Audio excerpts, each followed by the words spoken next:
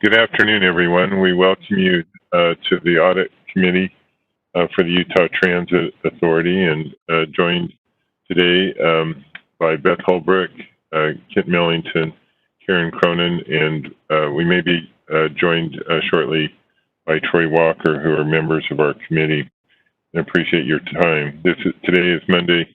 Oh, there we go. Welcome, Mayor Walker. Today is Monday, August the 24th, and we have a statement that I'll ask Jenna Osler to read for us. Jenna? Thank you, Chair. This is the electronic board meeting determination that is required to be consistent with the Utah Open and Public Meetings Act. Consistent with provisions of the Utah Open and Public Meetings Act, specifically Utah Code 52-4-207, Section 4, and acting in my capacity as Chair of the Board of Trustees, reading this for you, of the Utah Transit Authority, I hereby make the following written determinations in support of my decision to hold and convene electronic meetings of the UTA Board without a physical anchor location. Conducting board and board committee meetings with an anchor location that is physically accessible for members of the public to attend in person presents a substantial risk to the health and safety of those who may be present at the anchor location. 2, this determination is based upon the following facts, among others. A, the COVID-19 pandemic is ongoing and significant, and continued community person-to-person transmission of the SARS-CoV-2 virus continues to occur in the state of Utah. And B, federal, state, and local health authorities have adopted guidelines for the general public and businesses which encourage institutions and individuals to take precautions, including limiting in-person interactions and recommending increased virtual interactions. This written determination takes effect on August 24th, 2020, and is effective until midnight on September 23rd, 2020, no more than 30 days after the effective date of this declaration, and may be reissued by future written determinations of the Chair of the Board at that or any other appropriate time, dated this 21st day of August, 2020, signed Carlton J. Christensen, Chair of the Board of Trustees and Chair of the Audit Committee. Thank you, Jenna. Appreciate you reading that. With that, we'll begin our meeting with the Safety First minute, and we'll turn to Sheldon Shaw, our director, for that message. Good morning. Good afternoon, Sheldon. Good afternoon, Mr. Chair. Good afternoon, committee members. Appreciate the opportunity as always. With school starting up, I chose bus safety as the safety message for today. And school buses, much like our UTA buses, are very, very safe. In fact, students are about 70 times more likely to get to school safely when taking the bus instead of traveling by car. And so it's very, very safe. Where our kids are at risk, though, is when they're approaching or leaving the school bus. And so just a reminder for everyone today that it's illegal for you to pass a school bus when it's dropping off or picking up passengers. And it doesn't make any difference what direction you're traveling in. You need to stop and let those kids get on and off the bus. Thanks, Chair. Thanks, Sheldon. Great reminder. With that, our first item up for action is our consent agenda. This is our approval from the minutes of June 22nd of 2020. I'll look to the committee for a motion.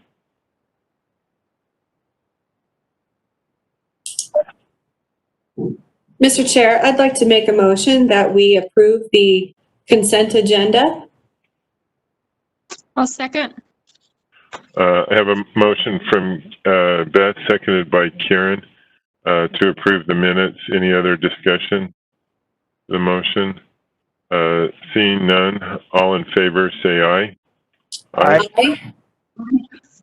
Any opposed? That motion passes. Oh, thank you. I assume that's an aye in the affirmative, right, Mayor Walker? Okay, yep. He's confirmed that. Great.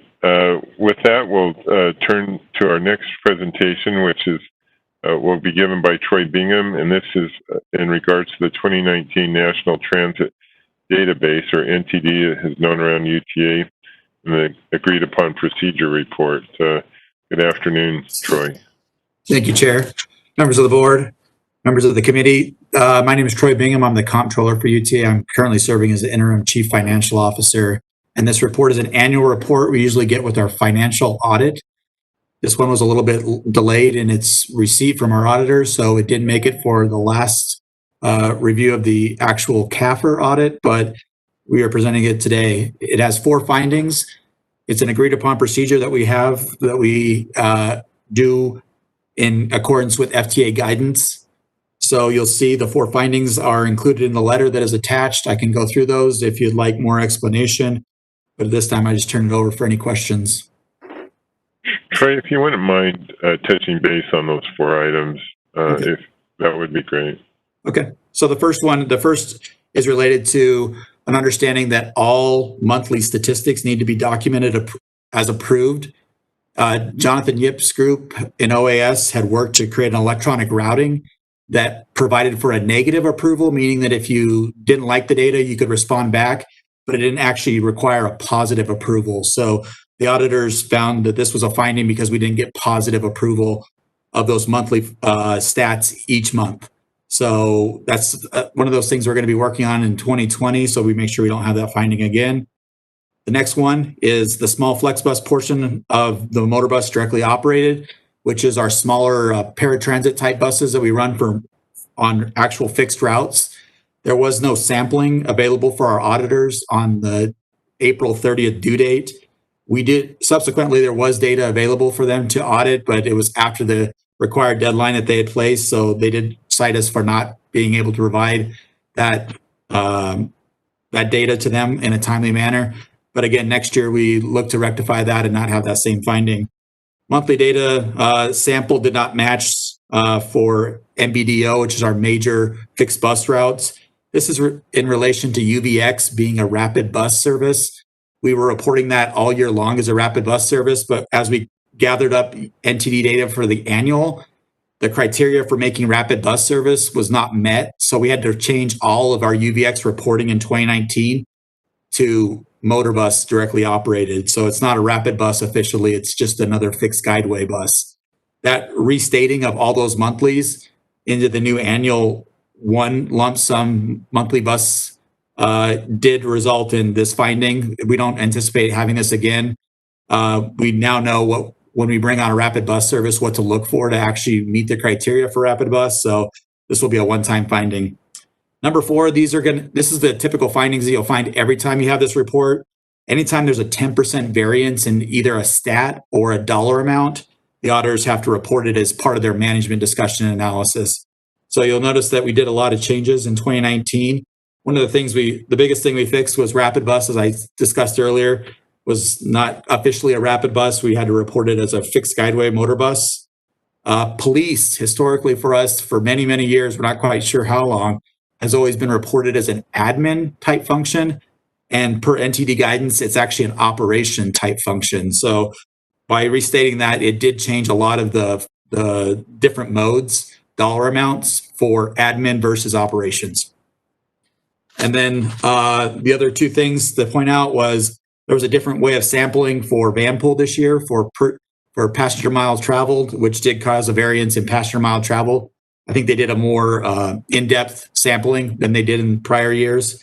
And then purchase transportation, which is all the services we purchased from Tooele County, MV Transit, and United Way. In 2019, we really focused on trying to figure out separating those costs from our paratransit service in Salt Lake City. Thus, we were able to report a more consistent number, and we hope to keep that number consistent and not have 10% variances over the next few years. So does that help explain? Yeah, no, that was great. Thank you, Troy, for going into that detailed explanation. Are there any questions from the committee in regards to that report? Okay. I think that was all we needed. Thanks, Troy. Thank you. Appreciate your time.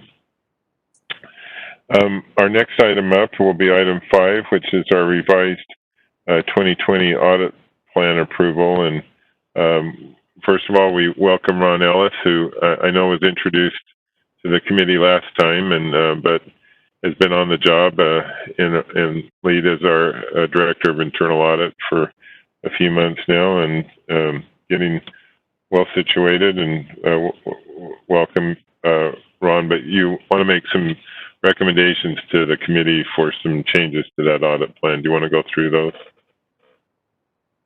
Let's see. I think you're on mute, Ron. Yes, we want to request to add a capital projects audit and cancel the recruitment and retention audit. Next slide, please. The reason being is we've identified some unique risk surrounding the capital projects audit in the process of going through the budget management audit. So the modification is requested as a result of the identification of these unique risks associated with capital projects. We propose to drop the recruitment and retention audit, which was ranked 7th in the most recent risk analysis, the lowest of the elevated risk areas at the time. The most significant risk related to recruitment and retention are out of management's control at this point. For example, the labor market. The labor market changes resulting from the COVID shutdowns have changed the risk profile of this area since the risk ratings were initially determined. It is the Director of Internal Audit's opinion, mine, that devoting the resources and efforts to capital projects will provide greater value to UTA. Therefore, we request this change. Ron, can you explain a little bit on the capital projects, the kinds of risks or concerns that that you hope to at least examine and confirm whether the right controls or other aspects are in place? Yes, we want to look at specifically, we want to look at the project management aspect. We want to look at things like whether thresholds are being purposefully avoided and thresholds being circumvented. And then we want to look at the change management process. Those are the 3 key risks to go in there.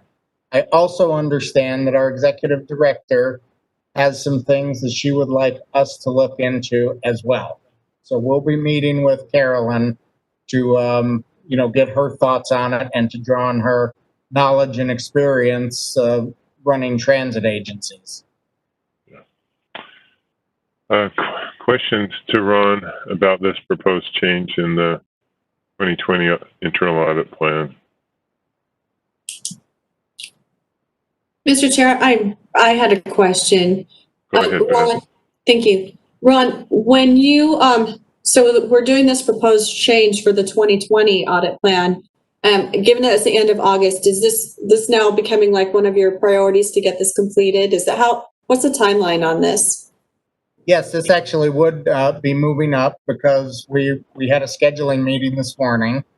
And actually, we are in a position where we're starting the last 2 audits of the revised plan from June 22nd.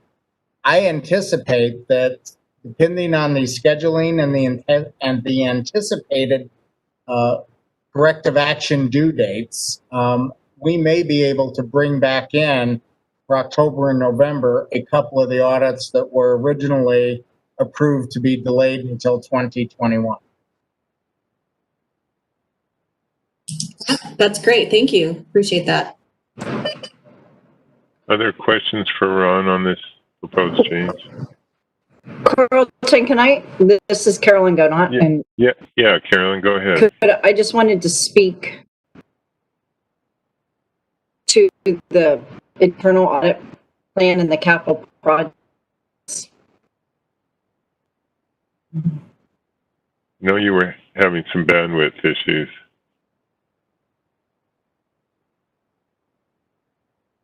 I'm having a huge bandwidth issue. I'm going to keep my camera off. Yeah, that's fine. It seems to work better if I'm not streaming. I worked with Ron actually talking a little bit about the capital projects. This is a good time. We're about to go out for a new program management services contract next year. To have sort of an operational assessment of these aspects would be very useful for us, and to actually take a look at some of the ways that we do some of our processes. Thank you, Carolyn. Any other questions or comments?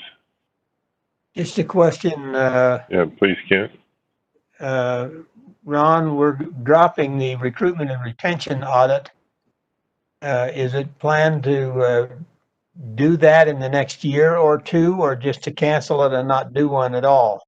At this point, the plan is to cancel it and not do it because of the value that it would be of minimal value. However, that's at the discretion of the committee. We can certainly bring that back into the audit plan for 2021, especially if we can reach our objective of bringing back some of the audits that we would have initially delayed.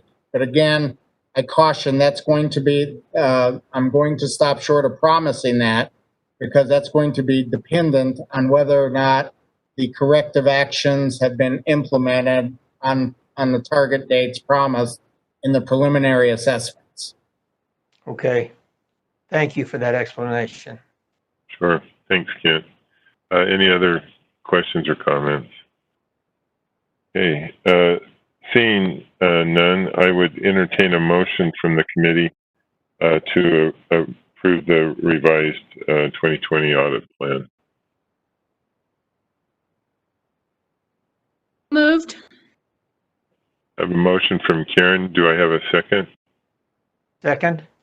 And a second from Kent. Any other discussion to the motion? Seeing none, all in favor say aye. Aye. Aye. Aye. And any opposed? Okay, the motion passes. Thank you. Thanks, Ron, on that. We'll next then go to an internal audit update, which is also with you. Okay, great.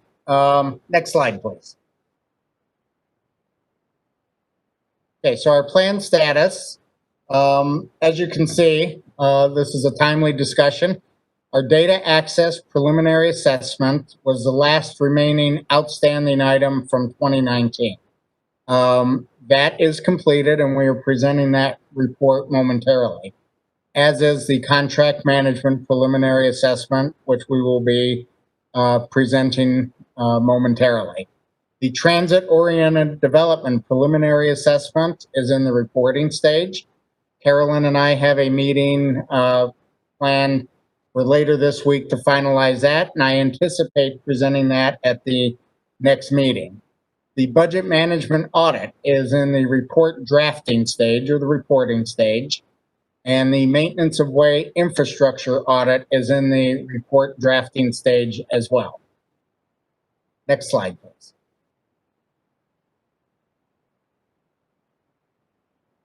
Right now, the grants management follow-up audit is in progress and actually nearing the reporting stage, as is maintenance of way systems preliminary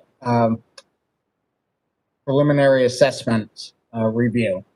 That is in progress and that is nearing completion. We're waiting on a few straggling pieces of documentation, and we should be able to wrap those up. And then, of course, we already discussed recruitment and retention and capital projects.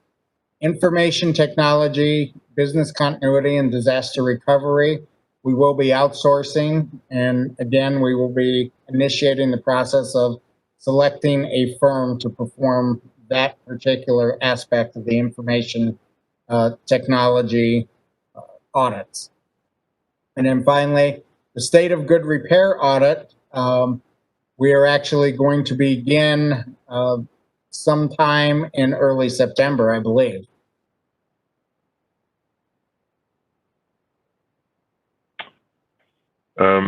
Any questions on the status of any of these audit plans from the committee? I'm not seeing any more on that, Ron, so thank you.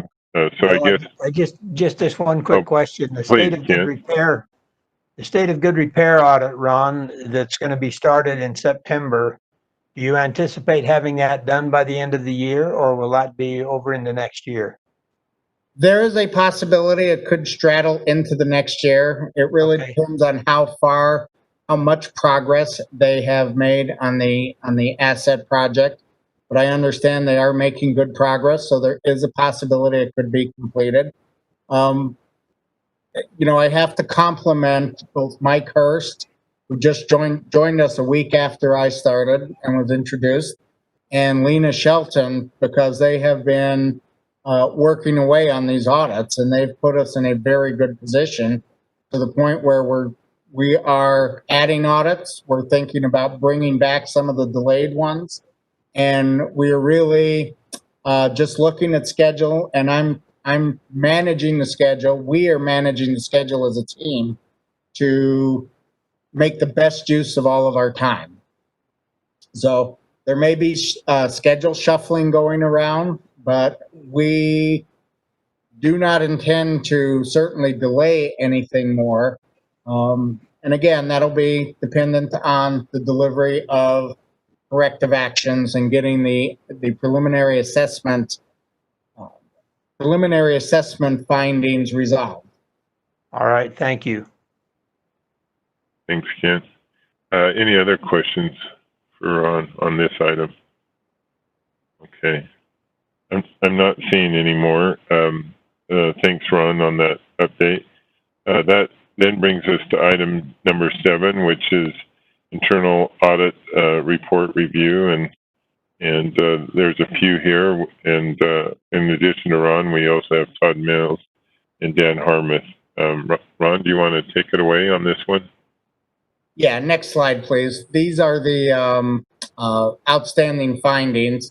So this is a listing of outstanding findings, and I'm very pleased to report that all of our cash management, which I believe was the case as well during the last committee meeting, all of the findings have been resolved. The big change here is that with inventory management, all the findings are resolved.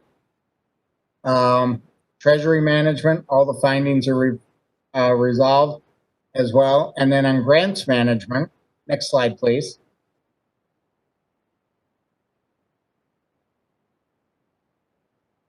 Budget management, we have 6 findings in progress that are due by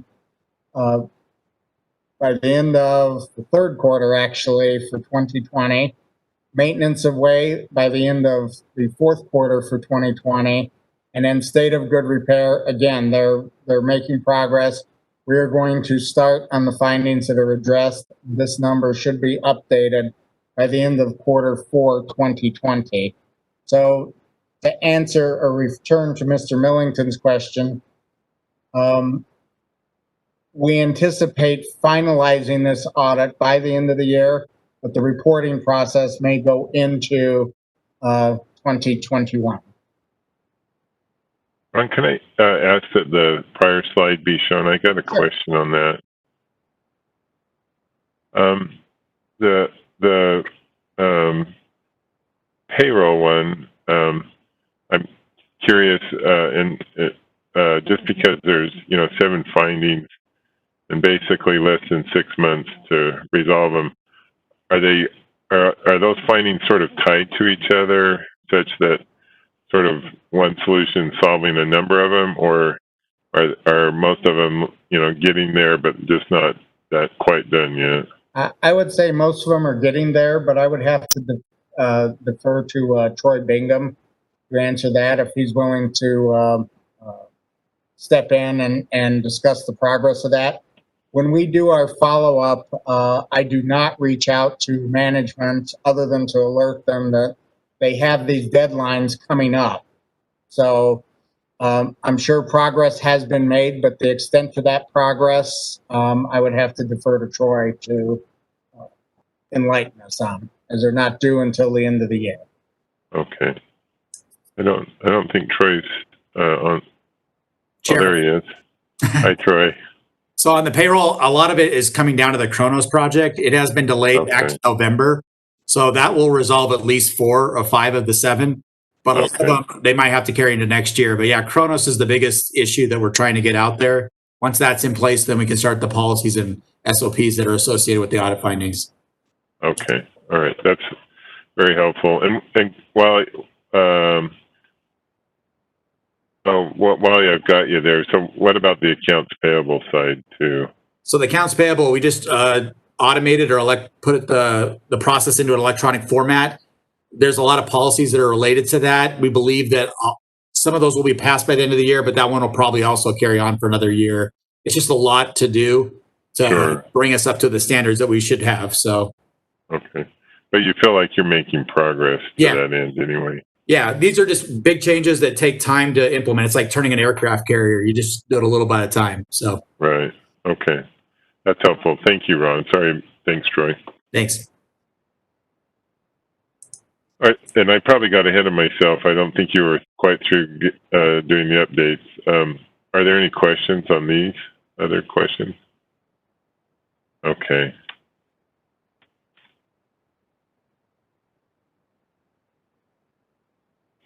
Okay. Go ahead. Yeah, go ahead, Ron. Let's talk about the ethics policy. Next slide, please. So I'm very pleased to report to you today that we have formally publicized the policy to employees. Our executive director, Carolyn, has issued the memo formally communicating. We have implemented live, web-based essentially, but instructor-led live sessions of ethics training for administrative employees. And we're nearing completion on that. We've conducted basically 2 training sessions per day, in addition to a few special sessions on varying shifts. And as of last Friday, we trained 688 administrative employees were in attendance at our session. And that's out of a population of 836, I believe. We have 174 less to go. We do have a few special sessions that I'll be offering on the weekends. The security group, for example, is in the process of coordinating when they need training. So when our management personnel need training, I will be providing that training for them.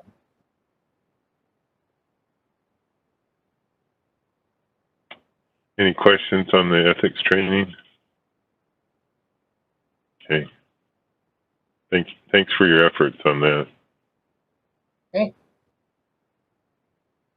Audit board, we are fully up and using it in our audit processes. We're using it for all audits in progress and all scheduled audits going forward. Developing automated document requests and report formatting through workflow.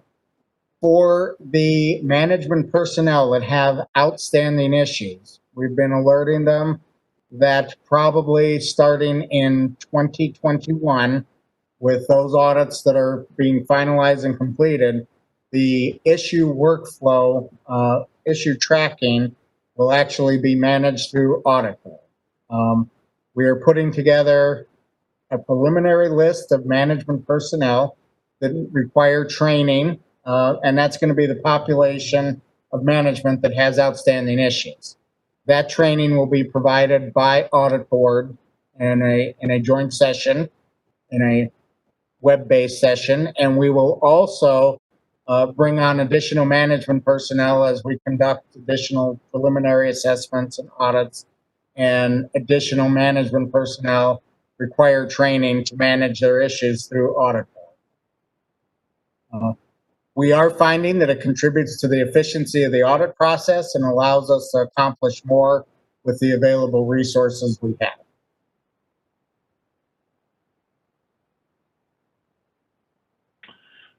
Any questions on our software progress?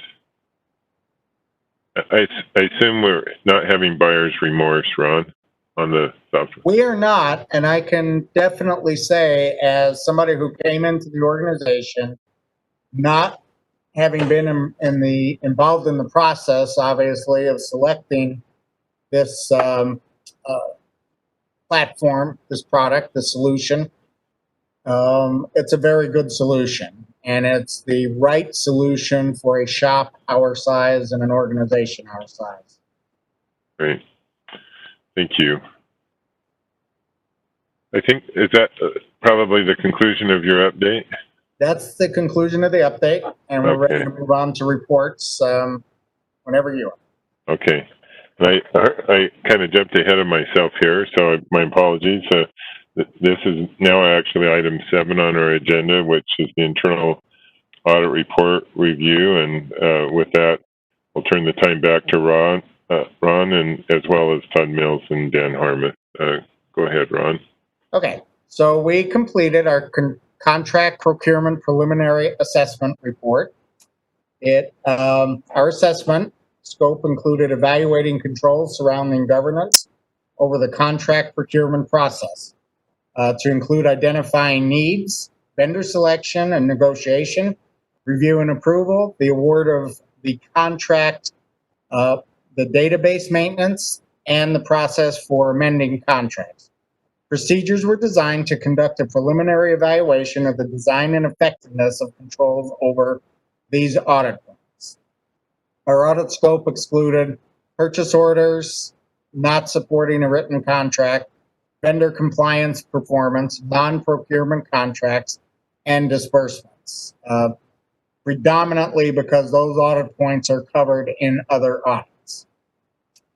The preliminary assessment revealed that the procurement contract review and approval process required user workflow refinements. We found that through the preliminary assessment, any employee with full access to Laserfish can be assigned to review and approve a contract. Functionality should be limited to only persons trained to review contracts and authorized by management to approve contracts. Management is committed to implementing the required controls to limit this functionality to only those employees intended. Additionally, we found that controls are required for contracts that are signed within DocuSign to inform the contract signer if the contract was from outside parties, or if it had been processed through Laserfish workflow that included a thorough review. Discussions with the Laserfish support group identified various options to mitigate the risk. The assessment finally identified instances where the procurement files were incomplete. The department did not have a defined process to ensure the required documents are reviewed for completeness and are retained. Some files migrated from the previous system, called Sire, to Laserfish did not contain all the documents from the contract. However, correcting these issues would require a massive efforts in each file to be manually checked, and the department did not have the resources to conduct this time-consuming project. We noted the following with respect to standard operating procedures. There were instances where actual practice did not align with standard operating procedures.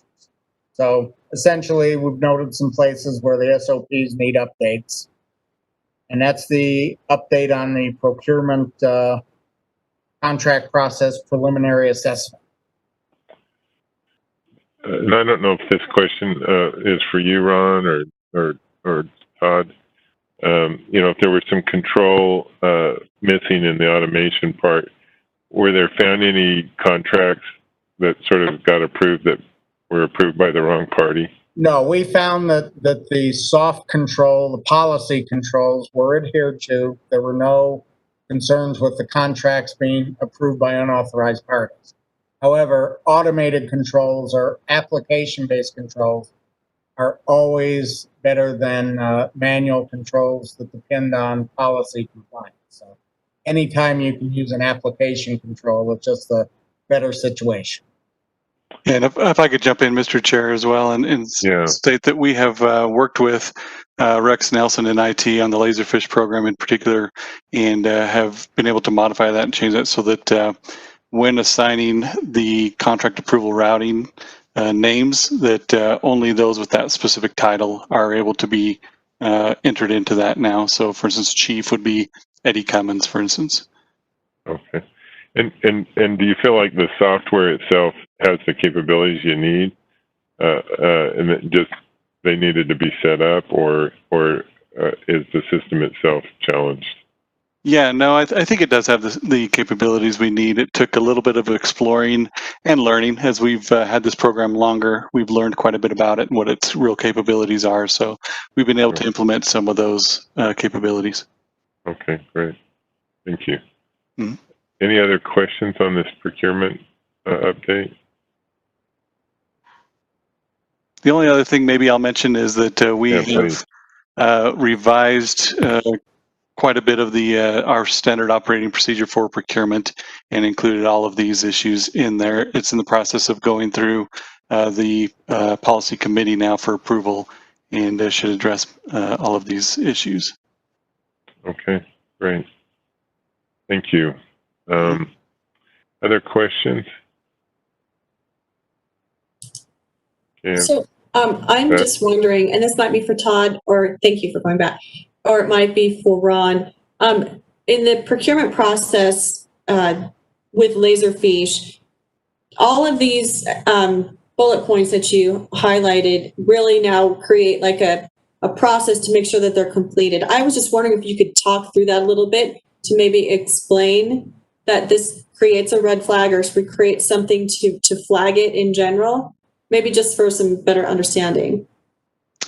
Yeah, so one thing we added to this process was Laserfish actually puts a stamp on it, a date and time stamp on the approval process as it goes through. So at the end of the process, the execution of it actually shows that timestamp on there that allows each person to know that that has been approved. That is the actual document that went through the routing and was approved on that. So there's some other things we're adding in here as well, which is when it goes through legal review, it will go out on DocuSign at that point, get a signature from our legal counsel, come back into Laserfish, and then continue the routing so that legal review signature is on there as well as it's going around through the routing. So there's just some things like that we've been able to add that that define the process and makes the steps go through the process, automated.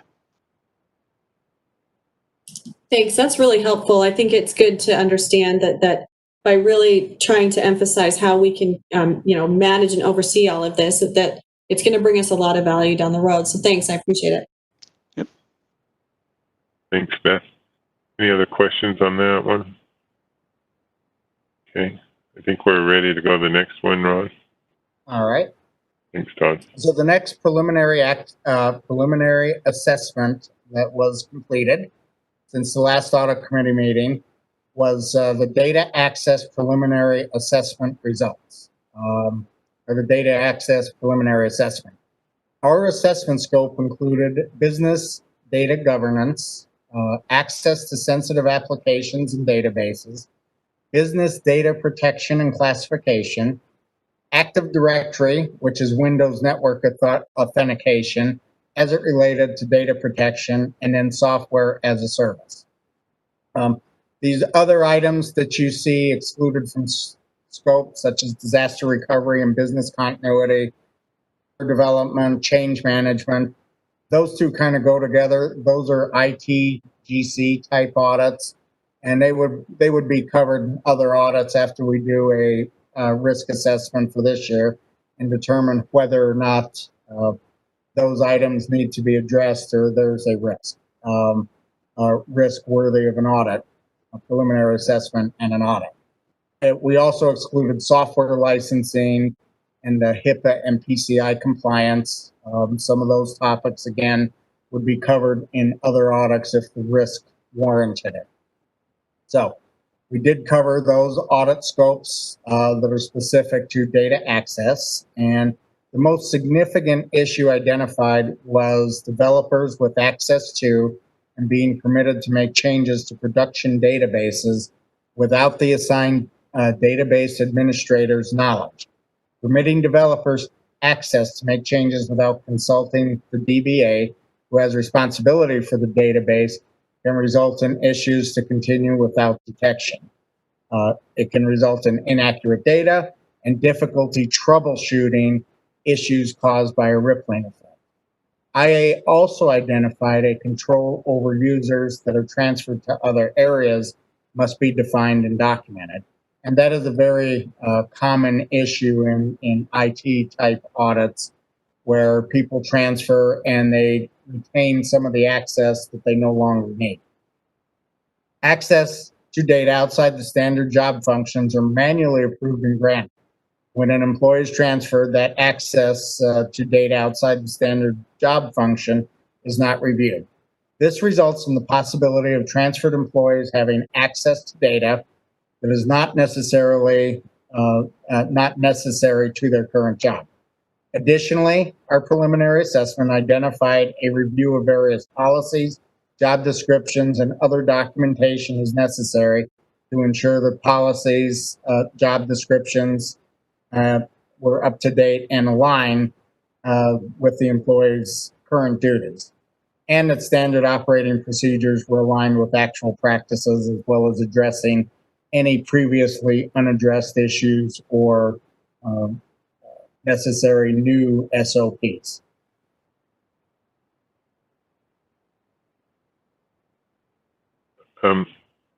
Maybe my question is for Dan. Tell me what kind of progress you've made on some of these access issues and sort of rights issues of who gets access to what. Okay, thank you, Chairman and trustees. Relating to the programmers having access to production data, number one is we have a policy in place in IT, and this has been in place for probably 4 or 5 years before I got here. But all developers, before changing any data in production, must take any change before a technology change control board. And this has been a common practice. This happens all the time. I'm sure the CFO and the Chief People Officer can attest to that, because they receive emails on a regular basis anytime their production data is going to change. This goes to the change control board, and they get emails and they have to approve it. What we do have at UTA is we don't necessarily have a large enough staff to have a team of developers and then a team of production support to separate those duties. So the staff do abide by the change control board, but also with the advice of IA. So Ron gave some good advice to me about a month ago, and other organizations have systems called a privileged access management, a PAM system, where production passwords are kept in a vault, an electronic vault, encrypted. And when a developer or somebody else needs access to the production data, they can check out the password. It's done through a workflow with an approval. They receive a temporary password. Everything that they do is logged back in the system. And then after they're complete with their task, that password goes away and can't be used again. So we're looking into that system. It's going to take us several months into next year to do research on that, because we'll probably have to do an RFP. I have put into the 5-year operating budget in 2022 some money to start paying for a system like that. So I appreciate Ron's advice on that. That's something that we were not cognizant that existed right now. So we're working on that as far as access to production data. Does that answer your question, Mr. Chairman? Yeah, it does. Over the course of my career, the programmers were always my best friends, and they were helpful, and they genuine, I think purpose of intent. But you also want enough controls in there that this one bad apple can't cause other issues or problems, and this solution sounds like at least something worthy of looking at or checking out, just to add another layer of care, because sometimes the users of that live data, they may get a notification, but they're just not thinking about it in the way that that they might should by virtue of getting those emails. But Anyway, other questions, however, on this preliminary assessment? Okay. Ron, was there anything else on that one? No, I would just concur with what Dan Harmuth is saying, is that, that is a solution that is not an easy solution to implement. It can't be implemented quickly.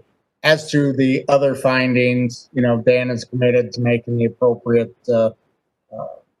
corrections that are necessary and implementing procedures. So we don't have any concerns about when we finalize the audit and do the actual data access audit portion of our audit process. Okay. Good. If I'm not mistaken, Ron, that brings us toward the end of our meeting today. Does that sound right? Yes, sir. That is correct. Okay. Well, with that, our note that our next committee meeting will be held on Monday, October the 19th of 2020 at 3 p.m. With that, I would entertain a motion for adjournment.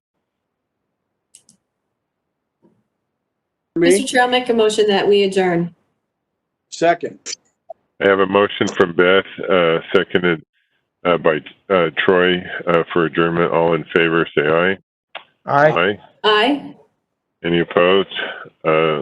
We'll stand adjourned. Thanks, everybody. Thanks to our internal audit staff and others for all your help. And thanks, Mayor Walker and Karen, for participating as well. Take care. Thanks, everyone. Take care, everybody. Bye-bye.